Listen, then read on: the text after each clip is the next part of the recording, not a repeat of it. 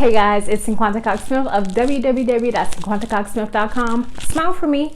I am here today to continue our case study series, making your first sale online in 30 days, Shopify for beginners. So today I am here on camera to show my lovely face so you guys know that there's actually someone here helping you through this. I know you can hear my voice consistently, but sometimes I just have to pop on to, have this conversation with you guys. And today we're going to talk about ideal client. I'm not going to say target audience because that's a lot of people.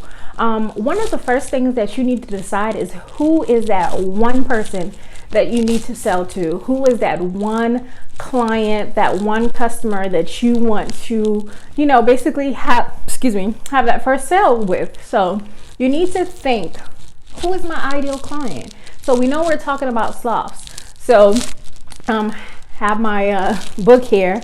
So when I think about ideal client, I think about age, gender, marital status, career, income, hobbies, where does this client hang out? Where does this customer hang out? So when we think about age, we try to stay in like the 10-year range. So I am 33, but I have realized that recently most of my customers are 34 to 44. So they're just a tad bit older than me, or just a little bit more mature than me. So maybe even though I speak very very bold and extra, they may be able to understand that language because it's also straightforward and right to the point. So also most of my customers are females.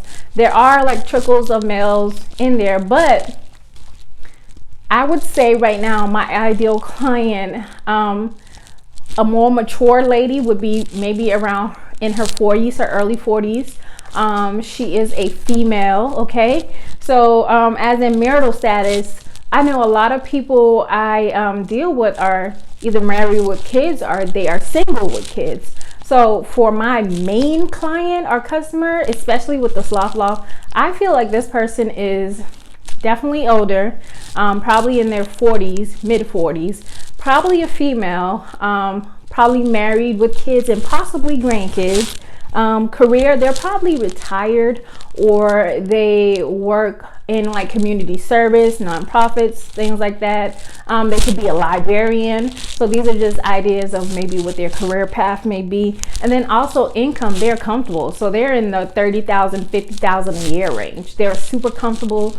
And they love to spend money online. Okay. So also their hobbies may be things like volunteering at a local school or at a farm, or they've had experience on a farm, or they like to travel. They like to travel to different countries. They like to visit overseas and visit elephant sanctuaries. That may be something they like to do. They like the zoo. They like to visit different countries and visit the sloths. So that's like one of the main things.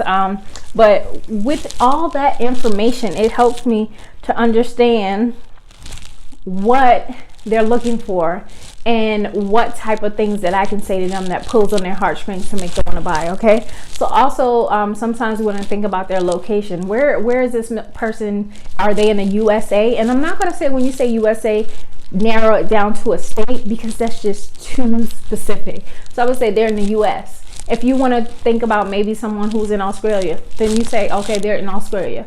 Also, the other thing is like their language. Of course, if I said the USA, I would say they're primarily, English speaking fluently, stuff like that.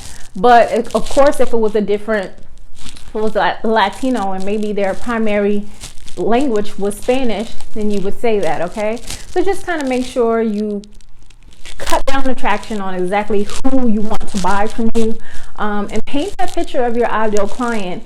And if you keep your ideal client in mind when you're selling or getting ready to sell, this goes into like the pictures you choose for your website, the wording you choose. How will this trigger this person to buy, add, and shop out on my cart? What type of pictures do you think they will look at? Find someone in that age range who fits your client description, and search their, not being a stalker, but search their Instagram, their Facebook, and see what type of things they like. Also, if you can check out any sloth pictures and stuff on Facebook or on Twitter, look at the people who are sharing these pictures. Look at their profile. See if you can find anything about them. See if there's anything similar with a lot of the people who are liking and sharing sloth things online, because that can help you with your ideal client if you know a little bit about them. So I hope you guys enjoy this ideal client breakdown, and hope you're able to break down who your ideal client is to make your first sale online. And don't forget, you can check out my Gumroad at gumroad.com/Cinquanta Cox-Smith. Also, the Playing Your Brand workbook is there. Also, that includes the checklist that goes along with this case study. But the first 20 people get $10 off by using the code YouTube. So I don't know by the time you watch this video if they're all gone. Let me know, did you snag yours? Even if you don't get the coupon code, they are still available and available for you to use. So until next time, don't forget to like, comment, subscribe, and share. Like and love this video. Peace.